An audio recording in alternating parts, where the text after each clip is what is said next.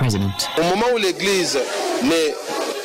If the church doesn't believe what's been announced, they have to demand the truth, and nothing but the truth. I think the church did its job and kept within the limit of its authority. It couldn't go beyond that.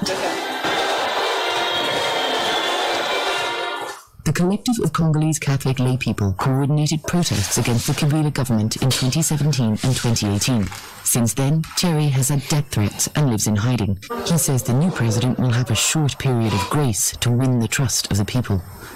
If during the first 100 days we continue the impunity, we continue the massacres left and right, we continue the arbitrary arrests, it will send the wrong signal and people will begin to doubt. Cinco is the powerful conference of Catholic bishops. The Archbishop of Kinshasa is invited to the presidential inauguration, but he hasn't yet given his blessing. It's an invitation and not a summons. That would be abandoning our convictions. And he has a message for the new president. I fear strongly the same system will continue with the new president. The only message is for him not to forget where he comes from. He comes from the people, and the people are suffering. He mustn't forget the struggle of the people. Throughout this election, the Catholic Church has made its voice heard, and the people have been listening. As the new president prepares to take power, they've made it clear this powerful institution will be watching his every move. Following a brief court hearing in Yaoundé, the former director of Cameroon's state-owned Cameroon Radio Television Organization has been told that his trial has been adjourned to the 1st of March. Amadou Vamouké has been in detention for 2 years, accused of misusing public funds. The group Reporters Without Borders has asked a UN working group on arbitrary detention to examine the case. Our correspondent in Yaoundé, Indira Eteng, reports. Amadou Vamouké was sacked in June 2016, and 1 month later he was sent to jail. Since he was locked up in Yaoundé, he has appeared before the Special Criminal Tribunal 16 times. All 16 times the case lasted just a few minutes and then it was adjourned. This time around, the matter has been adjourned to the 1st of March 2019. Human rights groups have added their voices to that of Reporters Without Borders to call for the release and an immediate end to the trial of Amadou Vamouké, who is also a journalist and former general manager of the CRTV. It should be noted that the case has been dragging for a little over 2 years.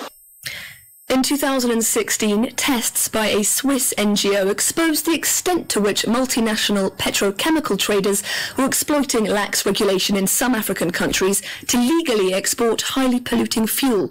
The toxic product would never pass muster in Europe. Despite the exposé leading to some positive changes, petrol sold in some African countries still poses a substantial threat to people's health. Our correspondents in Ivory Coast report.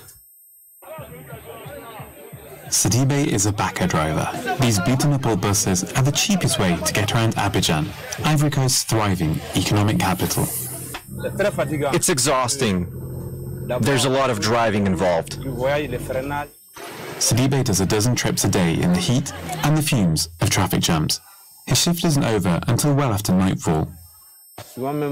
Sometimes when you're trying to sleep, you can be lying there for an hour with a cracking headache, and you just can't sleep. Sidibe could be a victim of air pollution. In 2016, the NGO Public Eye analysed the sulphur content in the diesel being sold in 8 countries, including Ivory Coast. The results were startling. Levels up to 378 times greater than the permitted limit in Europe. 2 years on, we decided to rerun these tests with Dr. Oumar Djibrila, who took part in that study. So let's have a look. First, we have the results for diesel fuel. It reads 1,710 ppm. That's particles per million. 1,710 means a sulfur level 171 times higher than the European standard, set at 10 parts per million. While this fuel is highly harmful to health, it conforms to limits set by the country at 3,500 parts per million for diesel. And so we turned to the authorities. In 2025, if the financing is in place, we're going to build the first units, which will extract the sulfur from Ivory Coast-owned diesel, and we'll have relatively clean diesel at 50 parts per million. We'll have to wait until 2025 for the fuel to be substantially different. However, the government still has no plans to ban the import of fuels high in sulfur. Meanwhile, close to 1 million deaths a year in sub-Saharan Africa are attributable to air pollution. Out with the old and in with the new. Ethiopia's struggling to strike a balance in Addis Ababa as ramped-up investment in building projects comes at a cost to the older buildings that bore witness to the country's history. Berhanu's house has been in his family for 7 generations. It's a cherished possession, especially as it's one of few houses from the Ethiopian Empire era that are still standing.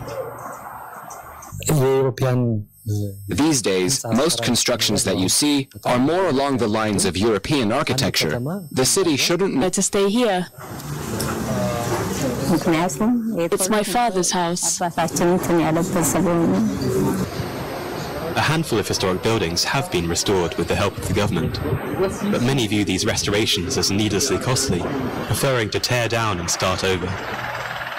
So, I mean, there are isolated efforts of protecting, saving historic buildings, but it's really very limited, you know, it's very limited. It's not even a given that you should protect a historic building. The Ethiopian government has listed 440 buildings as heritage sites. The majority of them are in a state of advanced disrepair due to a lack of upkeep. In an effort to boost the Ghanaian economy, the government is aiming to reverse outward migration in 2019 by encouraging the country's diaspora to return home, with African Americans a key target demographic. Ghanaian authorities hope that young people of Ghanaian descent will be attracted by the promise of a greater sense of cultural belonging than some may currently feel living abroad. In 2009, Dedu Azu returned to Ghana after 11 years in Canada. She's since opened this cold tea bar in Accra, but admits that adapting back to Ghanaian life has not been easy. Last September, Ghana's President Nana Akufo-Addo called 2019 the year of return. Appealing to the Ghanaian diaspora to come back home, he promised new laws to make the settlement process easier. It's a good idea for everybody to come back home if you're from Ghana or your roots are in Ghana, but I don't know if it's right to stay in Ghana at the moment. I don't feel personally that Ghana is that stable financially. It's not only Ghanaians, but the wider African diaspora, mainly African Americans, who are being encouraged to move to the home of their ancestors. For 3 centuries, West Africa's Gold Coast was a key point of departure for slaves bound for America. US-born Cicely Williams moved to Ghana in 2017 with her family, after visiting the country as a tourist. There's a lot of misconceptions in regard to how, it is living in Africa as a whole, and then specifically in Ghana. So I think it's very important that people begin to visit so they can stop, a lot of the misconceptions, really have their own idea of what it's really like. It's hoped that 2019's Year of Return will raise awareness of Ghana around the world and help boost tourism, a sector with lots of potential which has yet to be fully exploited. Well, that brings us to the end of this edition of Across Africa. Thank you very much for watching.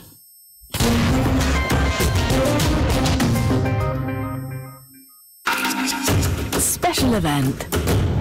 Brexit, a rise in populism and slowing economic growth. There's plenty for business and political leaders to discuss in Davos. But with the likes of Donald Trump and Emmanuel Macron staying away, can the World Economic Forum still draw the attention of the global elite? Join me all this week on France 24 to find out. Watch events unfold on France 24 and France24.com.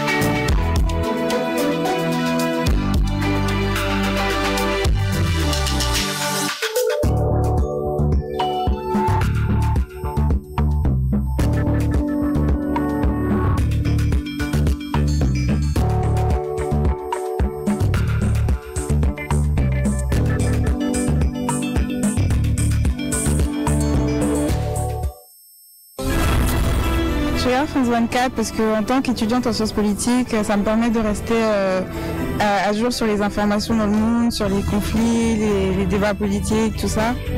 الاختلاف بين فرانس 24 والقنوات التانية في المحتوى المتنوع وفي التوجه الأقرب للحيادية. I like their coverage, especially with the news and the politics. But also I like the cultural aspect because that, me as a Kenyan, I get to learn a lot about Francophone, Africa, Francophone in general, whether it's in Europe or here, just from France 24. France 24 permet d'avoir une perspective plus complète du monde et comprendre différentes langues et différentes cultures. France 24, with you everywhere, all the time. Hi, I'm Kalki. We are on Bombay and we are gonna go and discover my career in Bollywood on France 24. This week, WLRI Fayol takes us to Mumbai. As a French actress based in India, the only one to make her mark on Bollywood. Kalki takes us on a stroll through the streets and museum corridors of India's biggest and wealthiest city, before embarking on a musical journey with film composer Naren Chandabaka. Don't miss this special program on France 24 and France24.com. Hello and welcome. You're watching France 24. Coming up, the first peaceful transition of power in Congo's history. Felix Tshisekedi sworn in after an election marred by fraud. The successor to Joseph Kabila reaches out to the opposition. Venezuela's military slams Juan Guaido's presidential claim as a coup. The international community divided over the U.S.-led decision to recognize the opposition leader as new president. Carlos Ghosn officially out. Renault unveils a two-headed management team which promises a governance overhaul at the French auto giant. Finance Minister Bruno Le Maire tells France 24 he's hoping there'll be a strengthening of the alliance with Nissan and Mitsubishi. In the next hour, it'll be the France 24 debate. Who's the president? After the U.S. and regional allies, are they right to actively endorse regime change in Venezuela? We're going to be gauging international reactions and also yours on Facebook and Twitter. Hashtag F24Debate.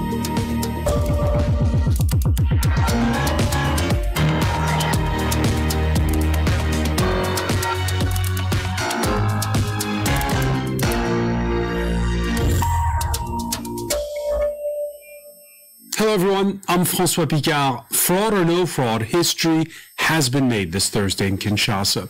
In the first peaceful transition of power since independence from Belgium in 1960, Congo's new president sworn in under the eyes of predecessor Joseph Kabila. First, this peaceful transition, the surprise winner of last month's poll, Felix Tshisekedi, announcing he'd release all political prisoners and paying tribute to his late father, opposition icon Etienne Tshisekedi. The 55-year-old also calling for reconciliation.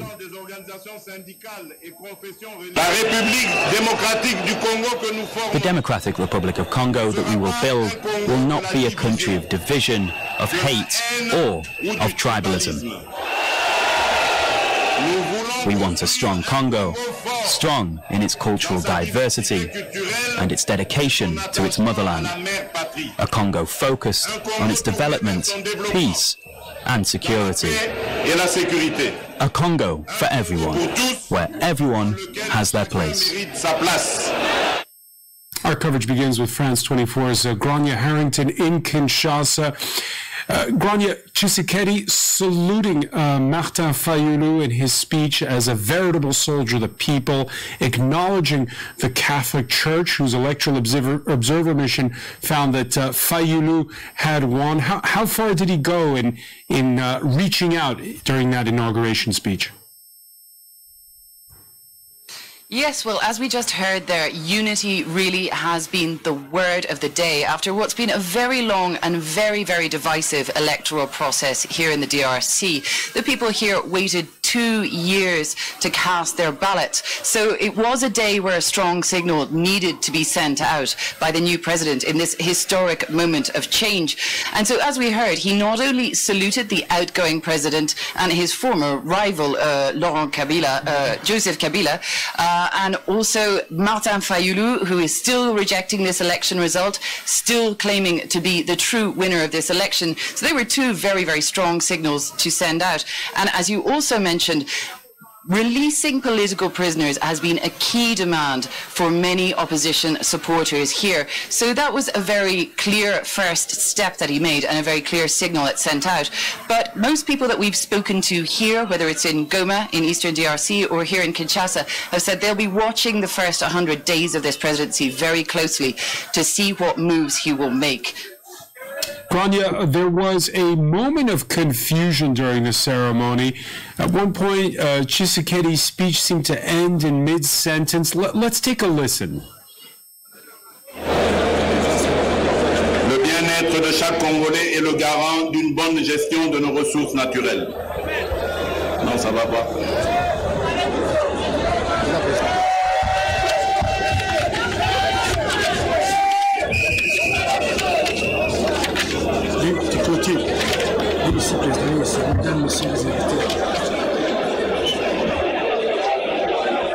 He says, no, ça va pas, no, it's not okay. There's a 10-minute break. What exactly happened? Yeah, so close to the beginning of his speech, he had to pause his speech for what seemed to be a dizzy spell. And national television here actually cut the signal at that point. But he did return and he started speaking again. He made another very strong speech. He must have spoken for another 5 minutes after that. And he was almost drowned out by applause at the end. Now, his spokesman has said that he was wearing a flak jacket underneath his suit. And it has to be said it was an especially hot and humid day here in Kinshasa. So that might have contributed to this dizzy spell. But he did get up afterwards and walked out of that ceremony looking very strong. So he did seem to make a good recovery. Grania, just one African head of state present, Kenya's Uhuru Kenyatta, at that ceremony. What do you make of how this ceremony has been well attended and received? Yes, as you say, Uhuru Kenyatta of Kenya, the only head of state present. There was the vice president of neighbouring Zimbabwe as well. Now, Uhuru Kenyatta was one of the first presidents to congratulate Felix Tshisekedi on his win. But there were many notable absences, and top of the list was President Paul Kagame of neighbouring Rwanda, which has often had a fraught relationship with the DRC. And of course, Kagame is currently head of the African Union. Now, they released a statement after the election results to say that after the election to ask for a pause in the results so that they could come and start a dialogue here with all political parties to ensure that everybody was happy with the result. But that was essentially ignored when the Constitutional Court struck down an opposition challenge and went ahead and announced those results. And so there was a second snub today when several signatories of that statement, including also the President of Zambia, were just not invited to this ceremony. Grania Harrington reporting live from Kinshasa. Many thanks. For more, return to Rosie Collier of sister station Radio France International. Again, I want to talk about the international reactions. You heard all of last week, really, world leaders, including the French, kind of rolling back initial cries of fraud.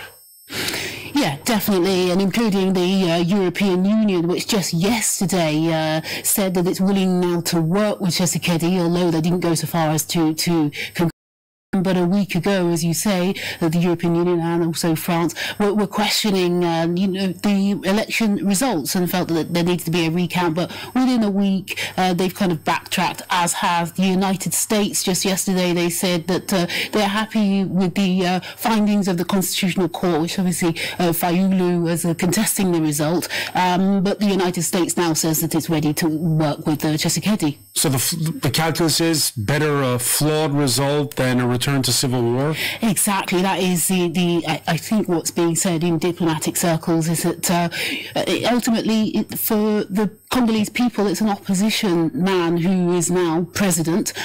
So that for a lot of Congolese people is really important that at least there's been a sort of transfer of power from the ruling party to the opposition. So that's enough for even some of Martin Fayulu's supporters. And so rather than go the full hog and ask for a recount, and they feel that I think that it's better to sort of almost let's keep build a relationship with Tshisekedi rather than cause a huge upset and a possible descent, as you say, back into civil war. His late father was a giant of African politics, and he's had trouble stepping out of his dad's shadow.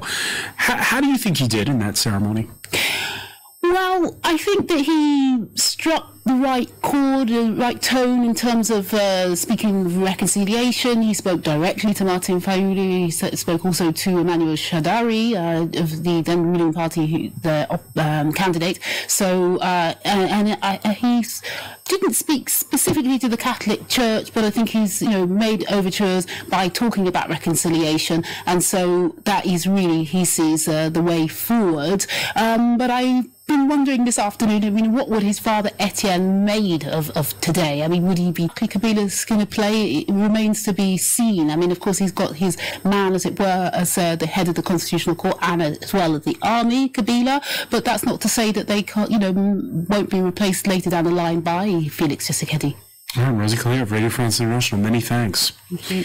Venezuela's military has branded as a coup Juan Guaido's claim that he's been now the acting president, the Speaker of Parliament, swearing himself in during an impromptu ceremony Wednesday during mass demonstrations. His claim, backed by the U.S. and other regional allies, and roundly denounced by backers of sitting President Nicolas Maduro. I warn the people of Venezuela of this very dangerous claim. It's dangerous for our integrity and our social peace. I warn the people of Venezuela that a coup d'etat is coming against our institutions, against our democracy, against our constitution, and against President Nicolas Maduro, the legitimate president of the Bolivarian Republic of Venezuela.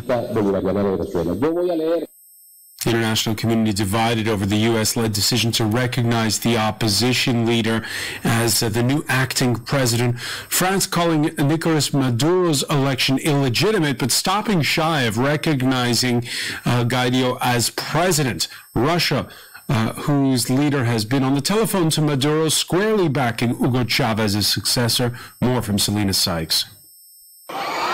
After being backed by Washington, Venezuela's opposition leader Juan Guaido has won support from most of South America. 11 members of the region's Lima group, including Brazil, Colombia, Argentina and Canada, recognize Guaido as the country's legitimate president, after his declaration on Wednesday during mass protests in Venezuela and several other Latin American countries. The United Nations called for more talks to avoid the political crisis spiraling out of control. What we hope is that dialogue can be possible and that we avoid an escalation that could lead to the kind of conflict that would be a total disaster for Venezuela and for the Venezuelan people and for the region. The European Union also stopped short of recognizing Guaido, instead calling for new elections. Things happened yesterday, and we have to keep working in the European Union to see what we do. But it is obvious that there will be contact with the Venezuelan regime. Do you think this can be done ignoring the reality? The reality is what it is, and we must work with it. A message that was echoed by French President Emmanuel Macron, who called Maduro's re-election illegitimate and praised the courage of Venezuelans who had taken to the streets. A number of key allies are still backing Nicolas Maduro. In South America, these include Uruguay and Mexico, who are calling for more talks between the government and the opposition. Elsewhere, Russia warned the US against military intervention in Venezuela and said the attempted power grab was a violation of the basics and principles of international law. A similar line was taken by Turkey and China, with Beijing saying it opposes international interference in Venezuelan politics.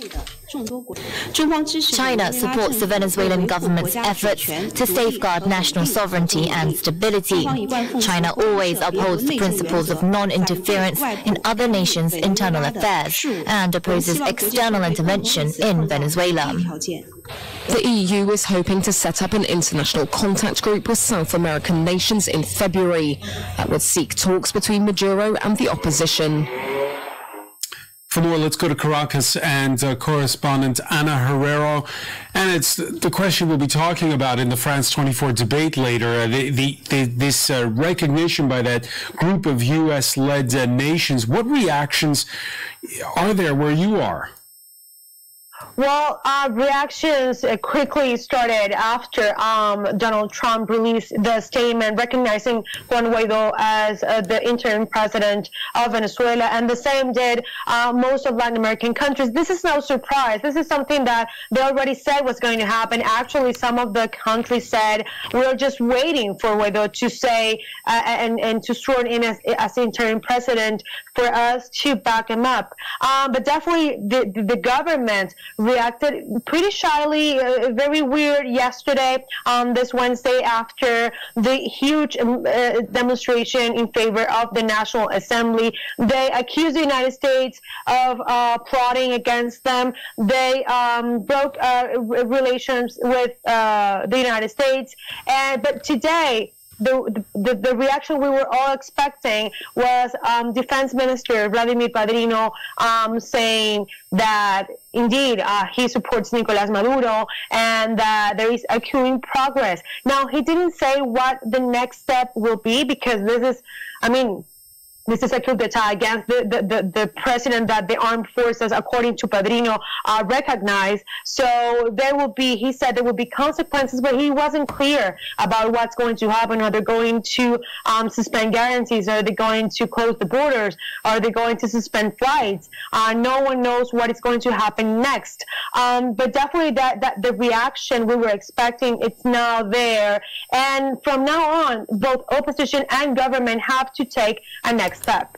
Yeah, we had on Wednesday the the Supreme Court rather, announcing that it was opening criminal proceedings against Parliament, and we have Nicolás Maduro visiting the Supreme Court as we speak. Yes, that is a formal act. It's the beginning of the Supreme Court's year of ruling, and this was supposed to happen. They were expecting first the defense minister to speak, and then, of course, we're expecting the speech of Nicolás Maduro. Definitely, it's going to be different from this Wednesday. This Wednesday, his speech was more vague. Right now, we imagine it's going to be it's going to go with more strength, and we assume that he's going to ask the Supreme Court, the armed forces, to take matters. And also important is that the defense minister said that he applauded the initiative of some countries to call for a new dialogue.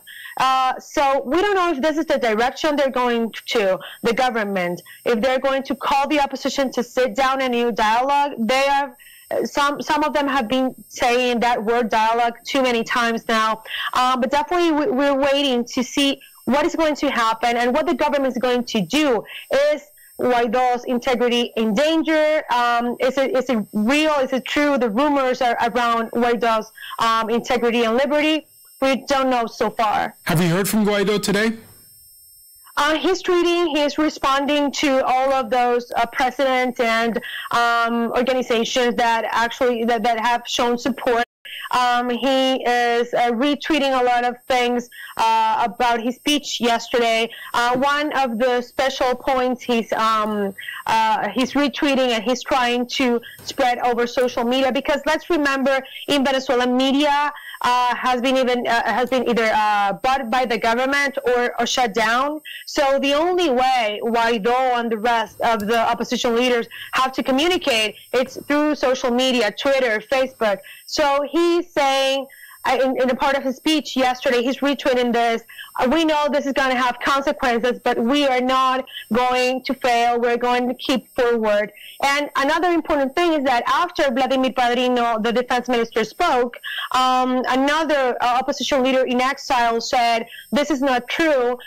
He's saying this, but this is not the 90% of the armed forces. We are in conversations with them, and we're on the right path. Ana Herrera reporting live from Caracas. Many thanks. We'll be talking about it more in the next hour in the France 24 debate. 13 years in absentia, the sentence for Ukraine's former president, Viktor Yanukovych, convicted of treason over the Maidan Square crackdown that led to his ouster. He's currently in exile in Russia. After more than 2 decades at the helm, the Carlos Ghosn era is well and truly over at Renault. From his Tokyo jail, where he's been since November, Ghosn tendering his resignation hours before the naming of a two-headed management team at the French auto giant. Michelin president Jean-Dominique Sénard takes the board chair, while Renault's current chief operating officer, Thierry Bolloré, is confirmed in his post. Kathy Clifford has more. Renault closes a chapter. Carlos Ghosn, its longtime chief executive and chairman, is gone. To replace him, the car maker split those responsibilities between 2 men. Thierry Bolloré, the new chief executive, Ghosn's designated successor, a man who has worked in Asia for years, and Jean-Dominique Sénard, the new chairman, who headed until recently tire maker Michelin.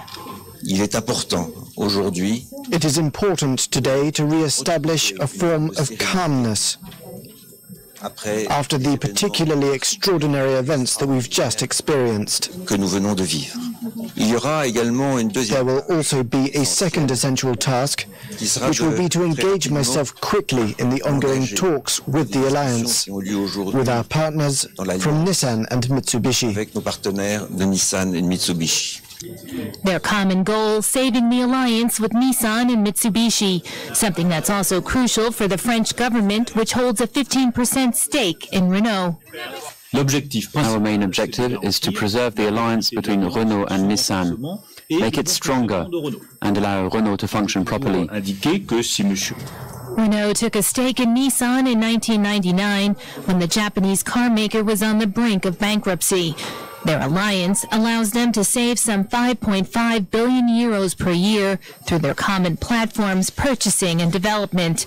But their partnership is not an equal one. Renault holds 43% of Nissan, which enables it to vote on board decisions, while Nissan holds just 15% of Renault. The distribution was decided when Nissan was weaker than Renault, but the Japanese car maker has turned around its situation, producing more than the French brand. And its leaders want to review the deal. Yeah, we're going to talk about the future of that alliance with Peter Siegel. He is correspondent for Automotive News Europe. Thank you for joining us. Thank you. But before we get to that, though, the unveiling of this two-headed management team, it's quite unusual. The French like to concentrate all the powers in one hand, the chairman of the board and the CEO of the company. That's true, but in this case, it looks like that may have not worked out so well when it comes to issues of governance and keeping track of what Carlos Ghosn was doing. So the current situation where you'll have Jean-Dominique Sénard as the chairman and Thierry Bolloré as CEO, in theory, should provide some checks and balances going forward. Peter, as an American, what do you think? Jean-Dominique Sénard, who keeps his job as boss of Michelin until the month of May, while he has his new job, what's your reaction to that? Well, I think he's probably largely disengaged from his post at Michelin. Okay. So I think he'll be giving 100% of his time right now to the post at Renault, frankly. All right, so two-headed management team, they're pledging we're going to have an overhaul of governance.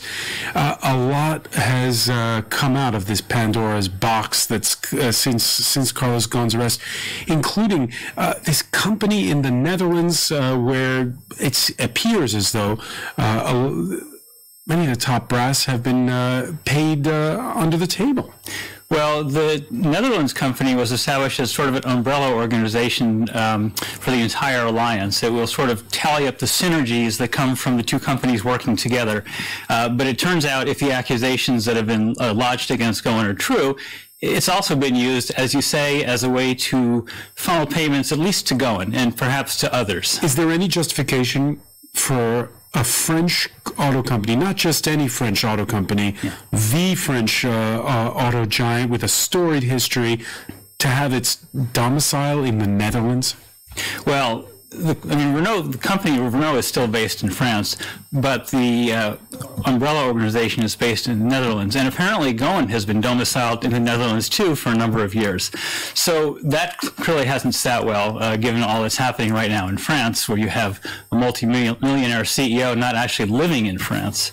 But yes, the Netherlands organization is probably going to be the subject of a lot of scrutiny going forward from the alliance and possibly from the French government too, which has in the past said, we want to see what's going on here. All right, let's hear from the French government. The finance minister, Bruno Le Maire, spoke to France 24's Stephen Carroll at the World Economic Forum in Davos, and concerning the future of the alliance, which some see as being on tenuous ground, well, Bruno Le Maire says he sees a strengthening.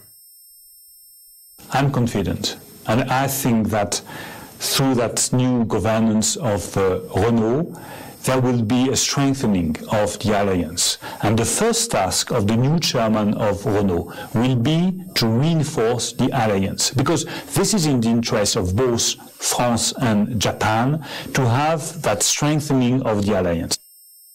All right, we don't peddle in conspiracy theories, Peter, but you see publications like the Financial Times reporting when Goen was arrested that coincidence, it just so happens that Nissan discovers this malfeasance, this alleged malfeasance, at the very moment when they've really had enough of the alliance the way it is now. Mm-hmm. Is Bruno Le Maire going to get his wish, a strengthening of the alliance? Well, I don't know if we'll look for a strengthening, but I think a continuation of it would be a positive for Japan, for France, for Nissan, and for Renault. It's more and more important as the car industry hurdles towards a future of autonomous driving, electrification, that you have scale and you're able to spread the costs of these technologies out among several different entities. And a Nissan that's 43% owned by Emmanuel Macron said would happen. But you know what, the French state, one thing is they are the largest shareholder in Renault. So they do bear some responsibility for governance and oversight, and you could look at it as they may have not paid as much attention as they should have to some of the governance issues. I mean, it is up to the shareholders of a company to demand good governance. And if you have this organization in the Netherlands where no one really knows what's going on, then that's on the shareholders. Including the French state, it didn't know? Well, they knew, but about a year or two ago, they called for more transparency. Now, whether that was pursued, that's unclear. All right, we shall see how it all unfolds. Peter Siegel of Automotive News Europe, many thanks for being with us. Thank you very much. Stay with us. There's more to come here on France 24. And by the way, we'll be crossing over to Stephen Carroll live at the World Economic Forum in Davos. Also have the day's sports. Stay with us.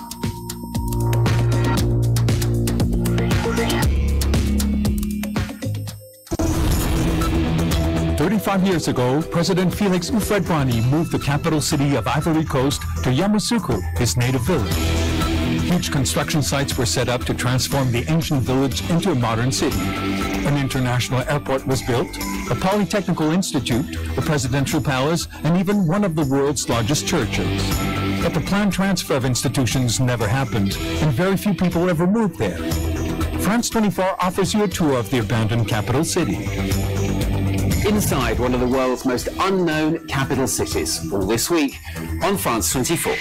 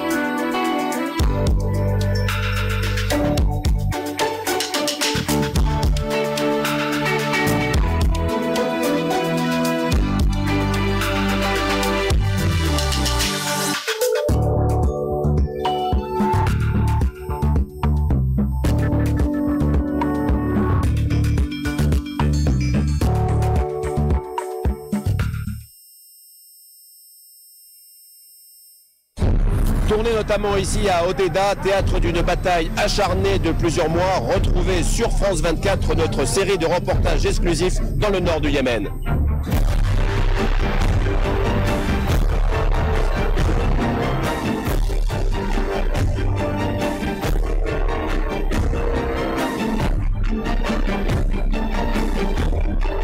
Don't miss this series of exclusive reports from northern Yemen on France 24 and France24.com.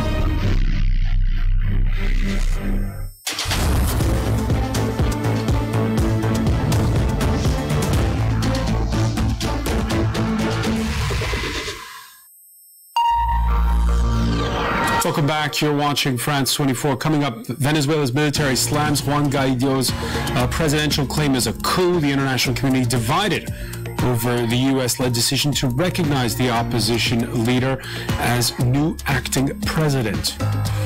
Yemen's warring parties accuse each other of truce violations. In this edition, 24 hours in the life of a family caught in the middle of the flashpoint port city of Hodeidah.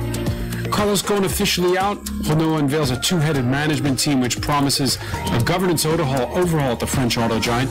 We'll be hearing from French Finance Minister Bruno Le Maire. We'll cross live to Stephen Carroll, who is at the World Economic Forum in Davos.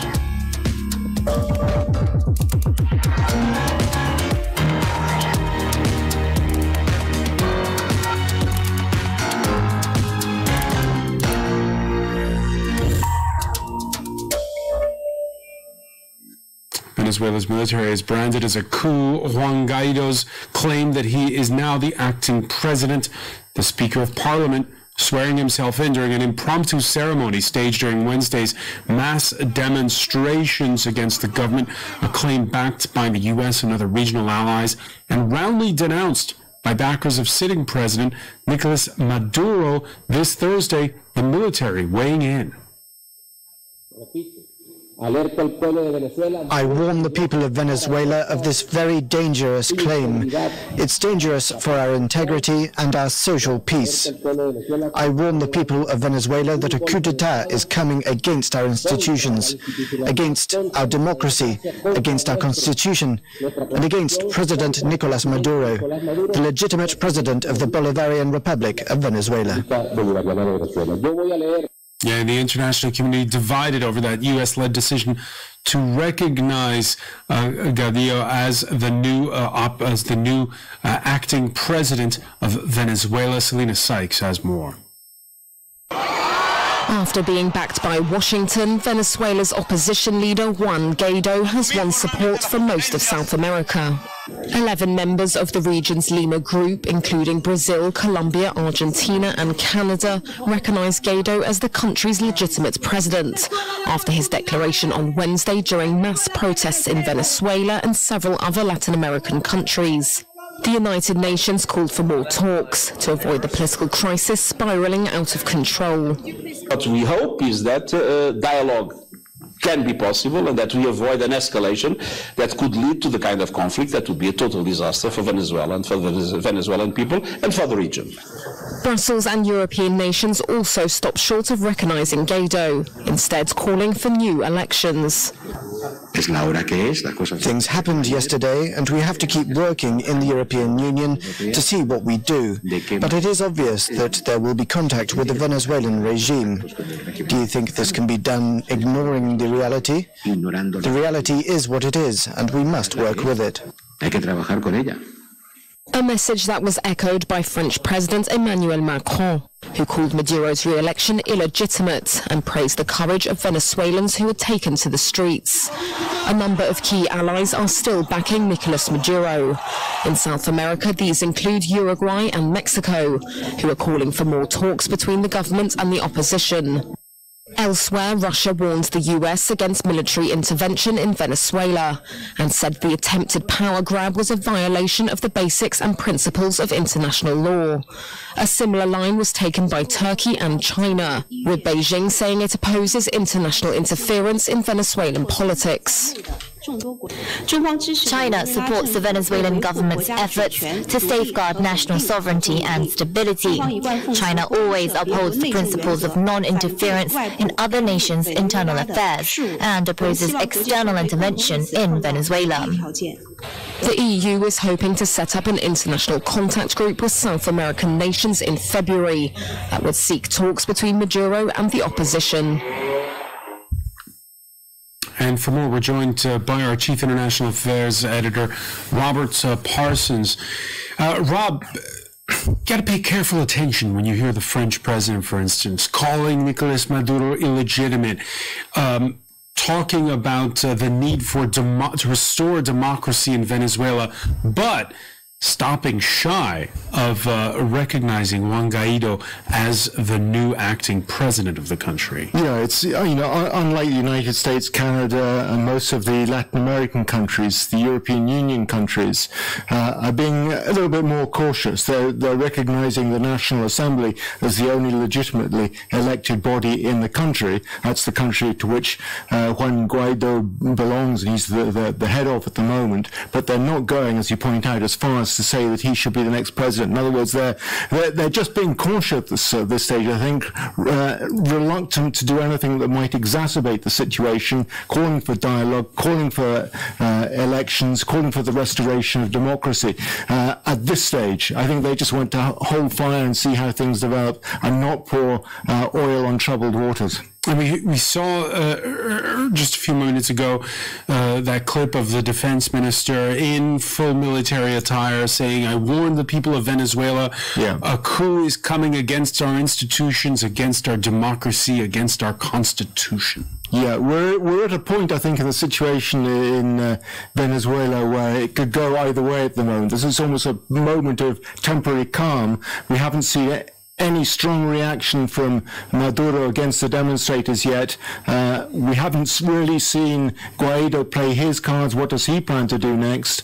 And we're waiting to see what's going to happen. Guaido called on the military to back the demonstrators, not to launch a coup d'etat. He said not to open fire on anybody, but in particular not to open fire on the demonstrators. Now, the question, I suppose, is, was he appealing to the leadership of the military, who've made it quite clear today that they're not going to support the demonstrators, the opposition, or was he appealing to the rank and file? If his appeal was to the rank and file, which would sort of make more sense in a way, we don't know at this stage what the outcome of that appeal is likely to be. We do know that the vast bulk of the population of Venezuela is exhausted by the last years of poverty, degradation, and we know that the relatives of soldiers serving in the military are just as affected as anybody else. So we know there's disgruntlement, but whether that will go as far as to support, even passive support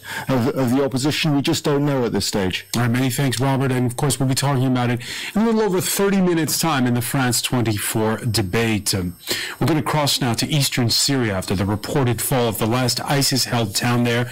The fighting continues.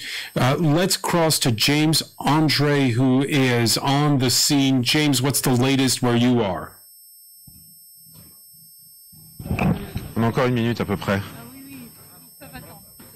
James Andre, can you hear us? C'est drôle. Ça donne quoi?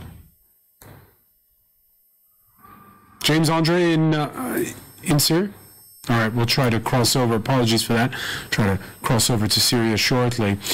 History made this Thursday in Kinshasa. Fraud or no fraud, it's the first peaceful transition of power that Congo has known since independence from Belgium in 1960. Felix Tshisekedi sworn in under the eyes of his predecessor, Joseph Kabila, the surprise winner of last month's poll, announcing he'd release all political prisoners and paying tribute to his late father, opposition icon Etienne Tshisekedi.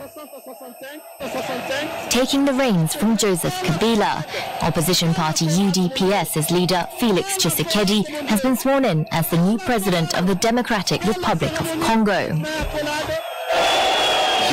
I solemnly swear before God and the nation to observe and defend the Constitution and the laws of the Republic. The handover of power closes the chapter on 2 years of uncertainty when Kabila didn't step down even though his term had expired. The last months of Kabila's 18-year rule were also overshadowed by vote-rigging allegations for his succession. Runner-up Martin Fayulu continues to contest the result and accuses Tshisekedi of a power-sharing deal with the outgoing leader. The new president, though, called for a reconciled Congo. The Democratic Republic of Congo that we will build will not be a country of division, of hate, or of tribalism. We want a strong Congo, strong in its cultural diversity and its dedication to its motherland. A Congo focused on its development, peace and security. A Congo for everyone, where everyone has their place. A message his supporters welcomed. Thousands had gathered in the streets of Kinshasa to catch a glimpse of the historic transition of power. According to constitutional rules, Tshisekedi is set to choose a prime minister from Kabila's camp. This as they maintain a strong grip on the National Assembly. In Yemen, the continued tussle over a truce which has yet to materialize since last month's peace negotiations. We've seen the envoy of the United Nations go from the capital Sana'a to see the government, which is in exile in neighboring Saudi Arabia, to try to kickstart the agreement for the end to fighting around the strategic port city of Hodeida and a prisoner swap. Hodeida, where France 24's team spoke to civilians and spent 24 hours with a family that literally feels caught in the middle of an endless conflict.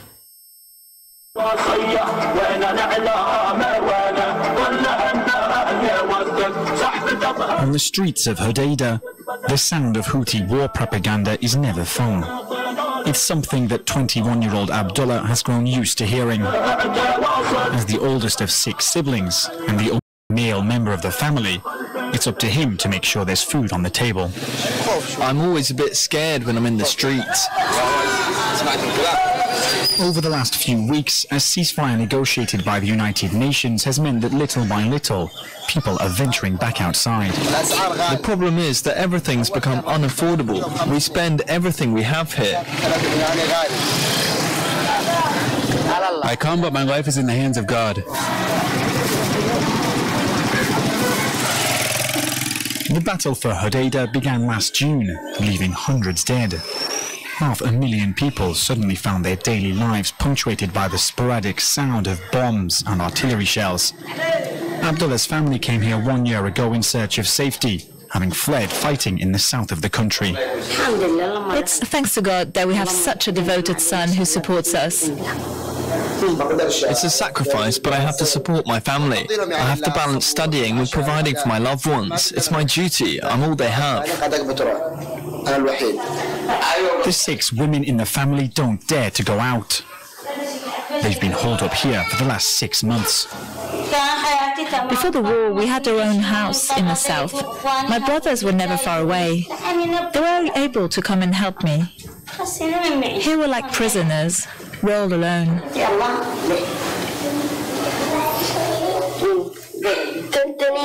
The worst is a bombing. The noise is terrible. It scares me. We're underneath them and there's nothing we can do. When I'm alone trying to help my mother, I'm scared of dying. If we ever die, I hope we all die at the same time. When we arrived here, we hoped we'd find peace after the fighting forced us to flee our home. But it's as if the war's caught up with us. We've swapped one war for another. The question now is how long Abdullah, his sisters and his mother will have to wait before peace finally returns to Yemen. It's time now for business, and we cross to the World Economic Forum in Davos, and France 24 business editor Stephen Carroll. Stephen, earlier you sat down with French Finance Minister Bruno Le Maire and discussed most notably that changing of the guard that was made official this Thursday at French car giant Renault. That's right. Carlos Ghosn was someone who was sometimes described as the epitome of the Davos man. Of course, now in a Japanese prison, and he has resigned, was the news that we had this morning from Bruno Le Maire as CEO and chairman of the car maker Renault, as Mr. Ghosn faces those allegations of financial misconduct in Japan.